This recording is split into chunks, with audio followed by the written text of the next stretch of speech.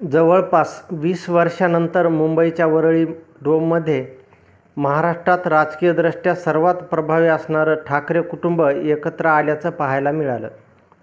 शिवसेना, उद्धव ठाकरे व मनसेचे असंख्य कार्यकर्ते आणि मूळ शिवसेनेचे जुने शिवसैनिक यांच्यासाठी हा प्रसंग आल्हाददायक आणि उत्साहाचा ठरला असला तरी त्यामुळे महाराष्ट्राच्या राजकीय वर्तुळात मात्र अनेक प्रकारचे संदेश वेगवेगळ्या पक्षांना गेले आहेत.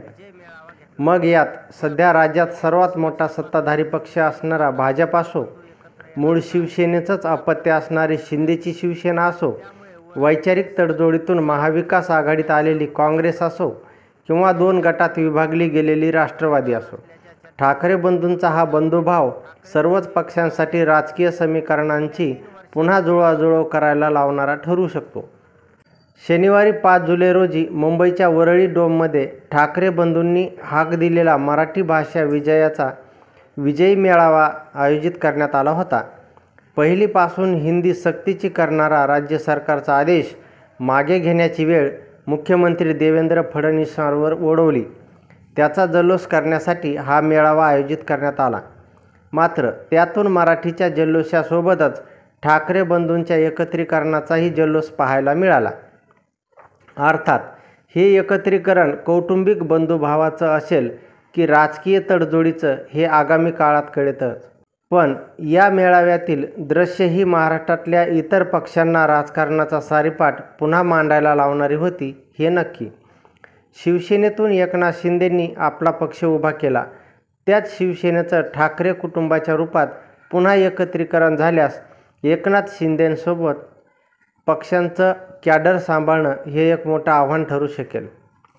शिवसेनेच्या मुळाशी असणारी बांधिलकी असणारे पदाधिकारी, कार्यकर्ते आणि नेते ठाकरे बंधूंच्या नव्या युतीकडे आकर्षित होणार नाहीत यासाठी एकनाथ शिंदेंना अधिक सतर्कपणे पावले उचलावी लागतील.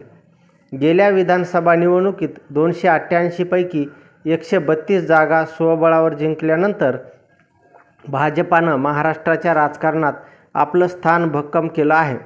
या निवडणुकीतील आकडेवारीनुसार भारतीय जनता पक्षाकडे महाराष्ट्रातील 26.77% मतं आहेत. त्यापाठोपाठ काँग्रेसला मते मिळाली असली तरी काँग्रेसपेक्षा भाजपची मते जवळपास दुप्पट आहेत.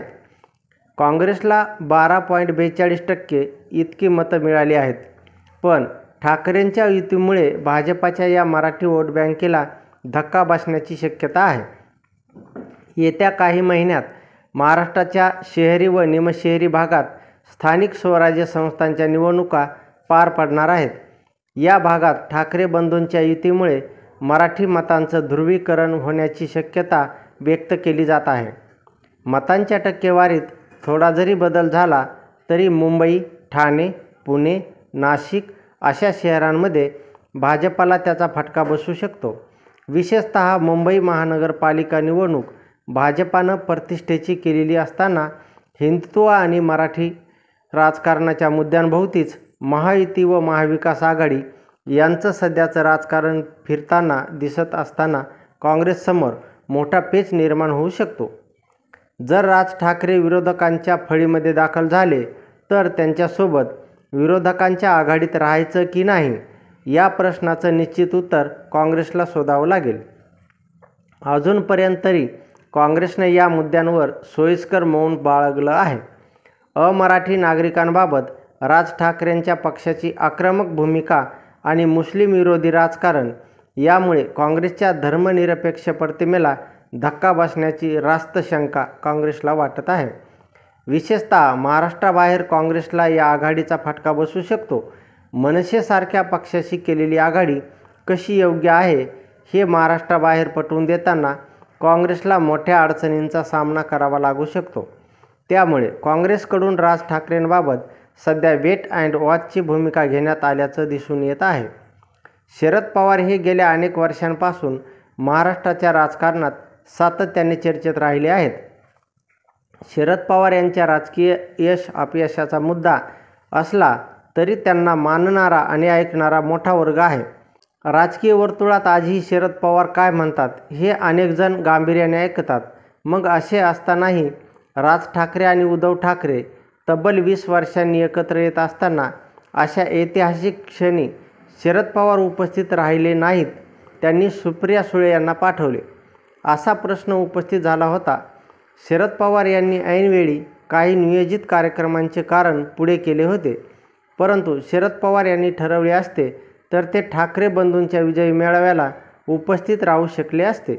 मात्र राजकीय जाणकारांच्या अंदाजानुसार शरद पवार यांनी जाणीवपूर्वक विजयी मेळाव्याला जाणे टाळले. शरद पवारांनी त्यांच्या पक्षांकडून सुप्रिया सुळे यांना विजयी मेळाव्याला पाठविले. या कार्यक्रमात सुळे सहभागी झाल्या. त्यावेळी त्यांची देहबोली, त्यांच्या चेहऱ्यावरील आनंद हा गगनात मावेनासा झाल्याचे दिसून आले. या कार्यक्रमात सुप्रिया सुळे अतिशय हिरिरीने वावरताना दिसल्या. कार्यक्रमात स्टेजवर दोघा ठाकरे बंधूंसाठी 2च खुर्च्या होत्या. सुप्रिया सुळे समोर पहिल्या रांगेत उद्धव ठाकरे यांच्या पत्नी रश्मी ठाकरेंच्या बाजूला बसलेल्या होत्या. राज ठाकरे आणि उद्धव ठाकरे भाषण करताना त्या अतिशय आनंदी दिसू लागल्या. स्टेजवर सर्वांना आमंत्रित करण्यात आले. त्यावेळी अतिशय आनंदाने सुळे स्टेजवर जाऊन उद्धव आणि राज ठाकरेंना बोलताना दिसू लागल्या. त्यांनीच राज ठाकरे पुत्र अमित ठाकरे आणि उद्धव ठाकरे यांचे पुत्र आदित्य ठाकरे यांची गळाभेट करून दिली. तसेच उद्धव ठाकरे यांच्या बाजूला अमित ठाकरे आणि राज ठाकरे यांच्या बाजूला आदित्य ठाकरे यांना उभे करून फोटो सेशन घडवून आणले. तोच फोटो या कार्यक्रमाचा प्रमुख फोटो ठरला. एकंदरीत दोघा ठाकरेंच्या मनोमिलनाचा फायदा राज आणि उद्धव ठाकरे यांच्यासोबतच शरद पवारांच्या राष्ट्रवादीलाही घेण्याची व्यूहरचना शरद पवार करत आहेत असे दिसते. राष्ट्रवादीची संपूर्ण धुरा ते आता सुप्रिया सुळे यांच्या हाती देऊन स्वतः मार्गदर्शक मंडळात जाण्याच्या तयारीत दिसत आहेत. गेल्या 6 महिन्यापासून शरद पवारांची राष्ट्रवादी आणि अजित पवारांची राष्ट्रवादी एकत्र येण्याच्या चर्चा सुरू होत्या. त्यावेळी शरद पवारांनी नकार न देता सुप्रिया सुळे यांचे निर्णय घेतील असे संकेत दिले होते. मात्र दोघे ठाकरे बंधू एकत्र येण्याची चर्चा सुरू झाल्यानंतर पवारांनी दोघं राष्ट्रवादी पक्षाच्या एकत्रीकरणावर घुमजाव केले आणि हे होणार नाही असे स्पष्ट शब्दात माध्यमांना सांगितले. शरद पवार आता स्थानिक स्वराज्य संस्थांच्या निवडणुकीत शिवसेना मनसेसोबत जाऊन आपल्या पदरात जागा पाडून घेत राष्ट्रवादीला पुन्हा उभारी देण्याची योजना आखत आहेत याची चाहूल लागत आहे. या दोघा भावांच्या मनोमिलनामुळे शिंदे गटाला मोठे नुकसान होण्याचे चित्र वरवर दिसत असले तरीही अजित पवारांच्या राष्ट्रवादीलाही फटका देण्याची योजना शरद पवार या 2 ठाकरेंच्या सहकार्याने आखून महाराष्ट्राला आश्चर्याचा धक्का देऊ शकतात. त्यामुळे भविष्यात महायुतीमुळे अजित पवारांचे महत्त्व कमी होऊ शकते असे राजकीय गणित मांडण्यात येत आहे. कारण आता 2 ठाकरे एकत्र आल्यामुळे महाविकास आघाडीत काँग्रेस पक्ष राहणार की नाही याबाबत साशंकता आहे.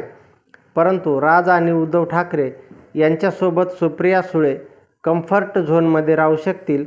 कारण ठाकरे घराण्याशी सुप्रिया सुळे यांचे नातेसंबंध आहेत असे पवारांना वाटत असावे.